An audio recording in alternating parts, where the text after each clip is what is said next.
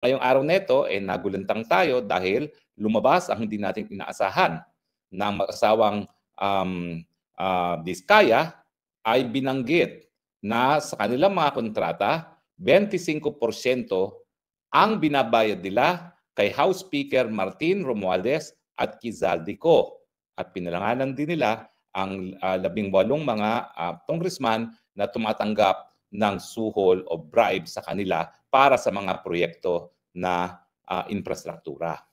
Well, hindi po natin inaasahan na ngayong kaaga ay magsisiwalat ng ganitong impormasyon ang mga Diskaya dahil ang ating obserbasyon nga para bagang pinalalabas nila ng korupsyon sa flood control at iba pang infrastruktura ay narariyan lamang dahil sa gawain ng mga district engineers, regional engineers at mga tauhan ng DPWH kasama ng mga pribadong kontraktor. Ang sinasabi natin, ang pinakamalaking kubra sa mga ganyang korupsyon sa mga infrastrukturang proyekto ay dahil sa mga mambabatas.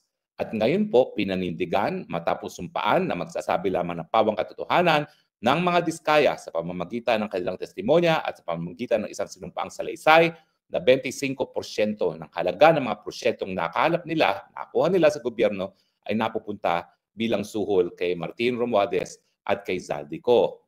So malinaw na po ngayon sa sikat pa ng araw na talagang patungo po tayo sa mga malalaking isda pagdating sa korupsyon sa infrastruktura na sabi nga ni Benji Magalong, Mayor Benji Magalong, hanggang 60% ay napupunta na sa bulsa ng mga kurakot. At sang-ayon din sa sinabi ni Mayor Benji Magalong, talaga naman pong 25% ang napupunta sa Speaker at saka kay Zaldico. Pero ang hindi natin inaasahan, itong testimonyang pa ito ay dahil sa hapon, sa kaparehong hapon ng araw na ginawa ng revelasyon ito ng mga Diskaya, magbabago ang liderato ng Senado. At ngayon nga po, nahalal bilang Senate President itong si Tito Soto at bilang Senate President pro tempore itong si Ping Lacson. Bakit po sa tingin ko na konektado ang mga pangyayari? Well, wag po natin kalimutan na talagang alam naman natin ang voting records ni Tito Sen at saka ni Ping Lacson. Noon pong sa impeachment ni Inday Sara Duterte, ang Tito Sen ay nagsabi na hindi dapat i-dismiss ang kaso ng impeachment labang kay Inday Sara Duterte dahil meron pang nakabinbin na motion for reconsideration sa Korte Suprema. At ito namang si Ping Lacson, bagamat hindi bumoto ng negative doon sa motion para i-archive ang impeachment ni Inday Sara Duterte, siya ay nag-abstain. At ang sinasabi nga niya, bagamat inclined siya dati na sumuporta na i-archive, nababahala siya dahil nga meron pang motion for reconsideration. Ang ibig sabihin, ang dalawang pinakamataas ngayon na leader ng Senado ay nagpahiwatig na nais nilang maituloy ang impeachment ni Inday Sara Duterte at least hanggang hindi pa nare-resolba with finality ang issue sa Korte Suprema. Na pagdating naman po dito sa investigasyon ng flood control at yung naisiwalat ni Diskaya, ang tanong ng lahat, ano nang mangyayari sa investigasyon ng Senate Blue Ribbon sa ilalim ni Senator Marcoleta? Ang inaasahan po ng marami dahil si Senator Marcoleta ay nahalal bilang chairman ng Senate Blue Ribbon Committee dahil sa liderato ni Senator Chis Escudero, ay malamang mapapalitan po si Senator Marcoleta bilang chairman ng Senate Blue Ribbon Committee. At tingin ko po, yan naman po ay sigurado. Dahil ang Senate Blue Ribbon Committee, yan po talaga isa sa pinaka-importanting komite dyan sa Senado. Hindi pa po inaanunsyo kung sinong magpapalit kay Senator Marcoleta, pero ang nangyari ay ilinabas na ni Senator Marcoleta ang smoking gun na nagdadawit nga dito kay Speaker Romualdez at Quizaldico bilang nasa likod ng lagayan sa mga maanumalyang infrastruktura mga proyekto bago pa magkaroon ng pagbabago ng liderato sa Senado. Ibig sabihin, para bagang alam na nila ang mangyayari at linabas na nila ang smoking gun. Sa ganun, hindi na masusupil ang katotohanan.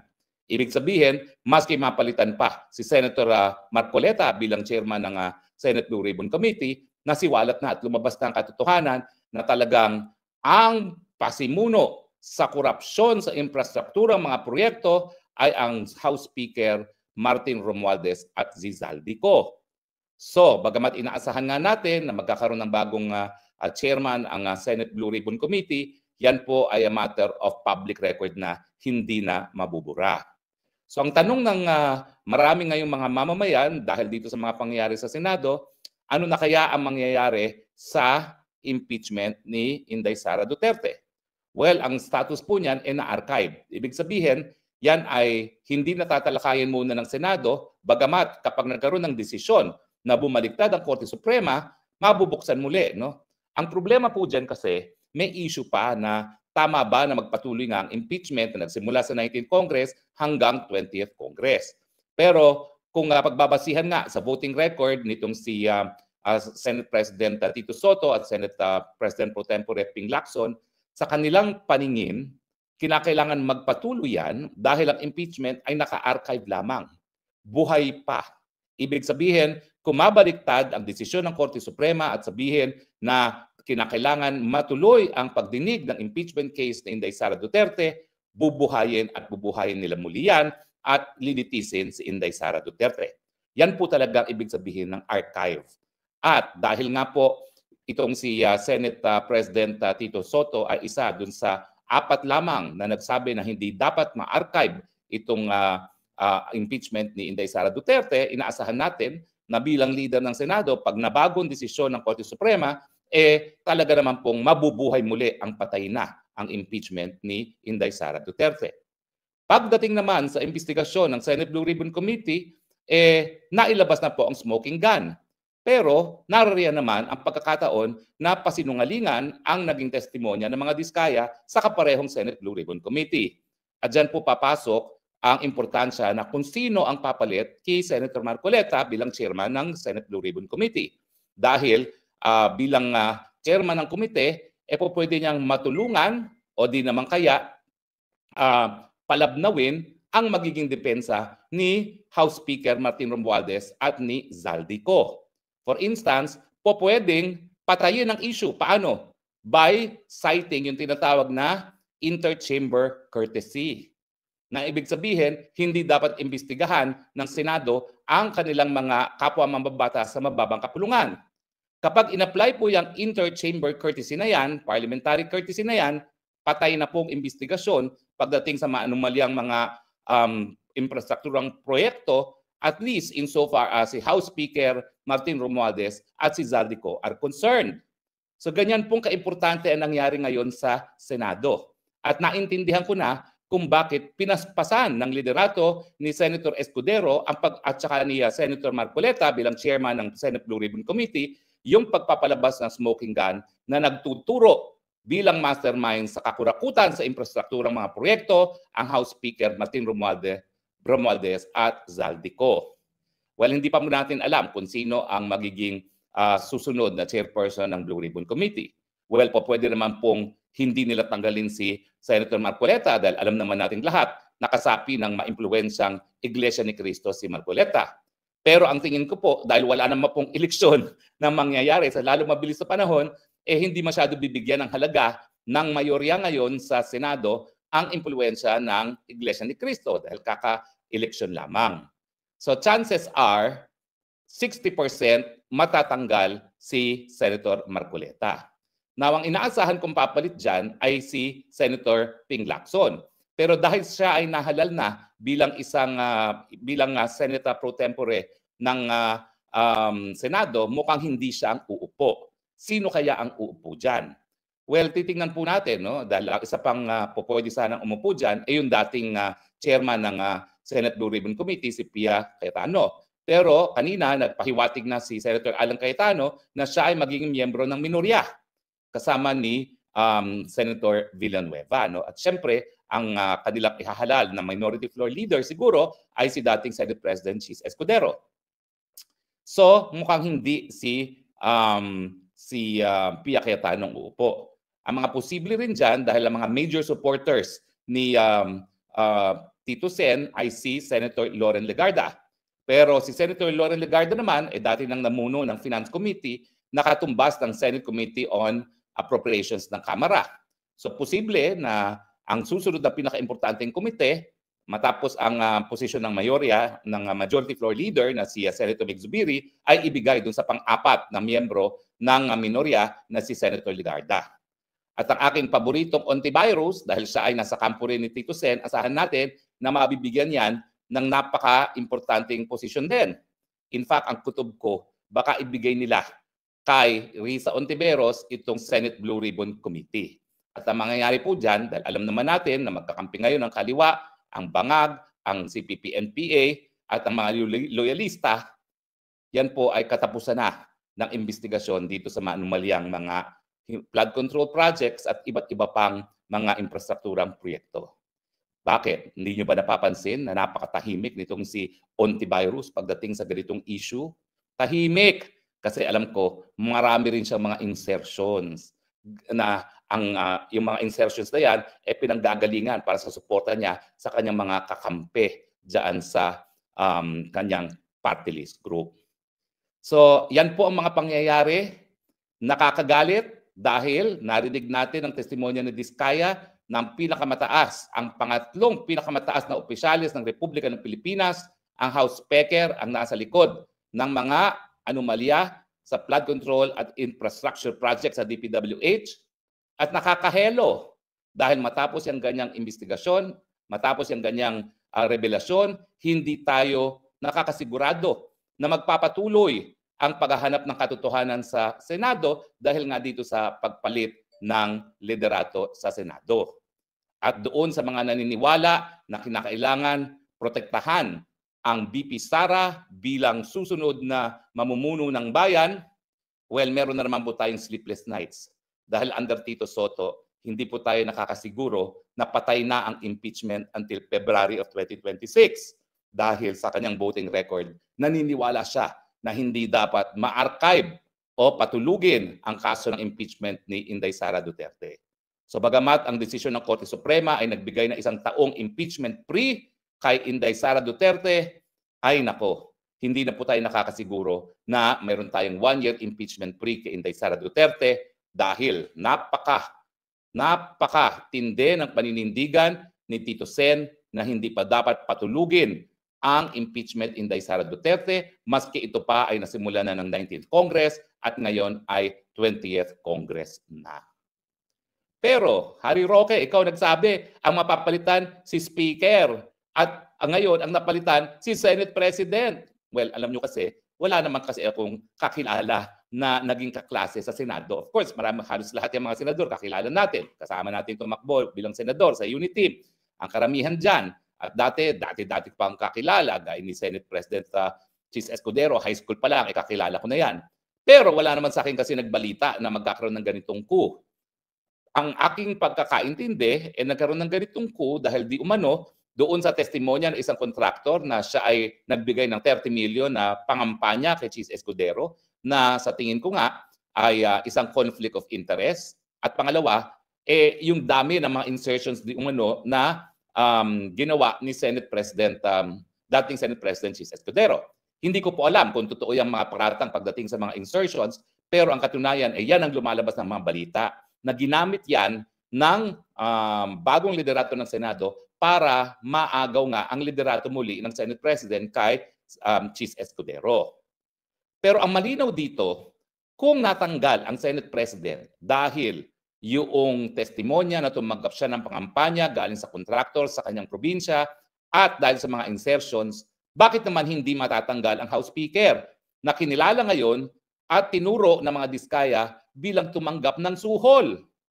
Bakit ang Senate President na na binigyan ng campaign contribution ng isang kontraktor natanggal sa posisyon dahil sa lack of trust and confidence sa kanyang mga kasama sa Senado, at ang House Speaker na sinabing siya ang tumatanggap ng suhol ay hindi matatanggal? So I stand by what I reported to you yesterday.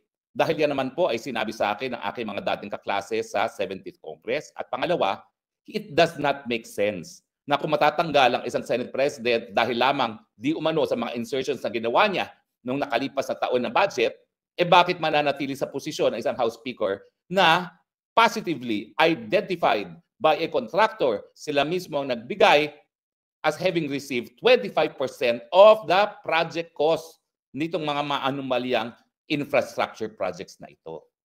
So sa akin, kapag hindi natanggal ang Martin Romualdez bilang House Speaker, hindi po huhupa ang galit ng taong bayan. Dahil kung mga senador tinanggal ang Senate President dahil lamang doon sa paratang na siya'y nag-insert, dapat mas lalong magalit ang mga mambabata sa lower house doon sa testimonya under oath na tumanggap ng suhol ang Senate, ang kanilang House Speaker galing sa isang kontratista para nga sa mga manaumalyang proyektong ito.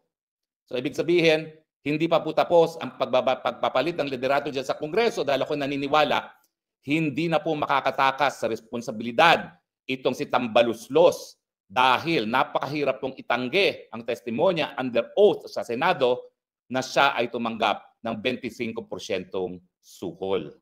In any case, hindi naman po itong unang-unang pagkataon na nadawit ang inyong House Speaker sa lagayan.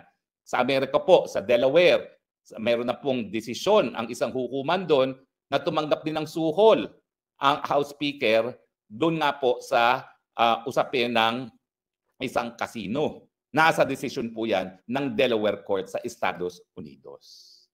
Anyway, hindi pa po tapos ang mga pangyayari.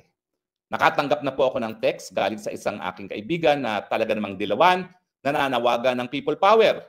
At ako naman po, hindi ako nagkukulang na ang Pilipinas, panahon ng dapat magalit. No? At ramdam na natin ang galit ng taong bayan, except that doon lang po sila linalabas ang galit sa internet.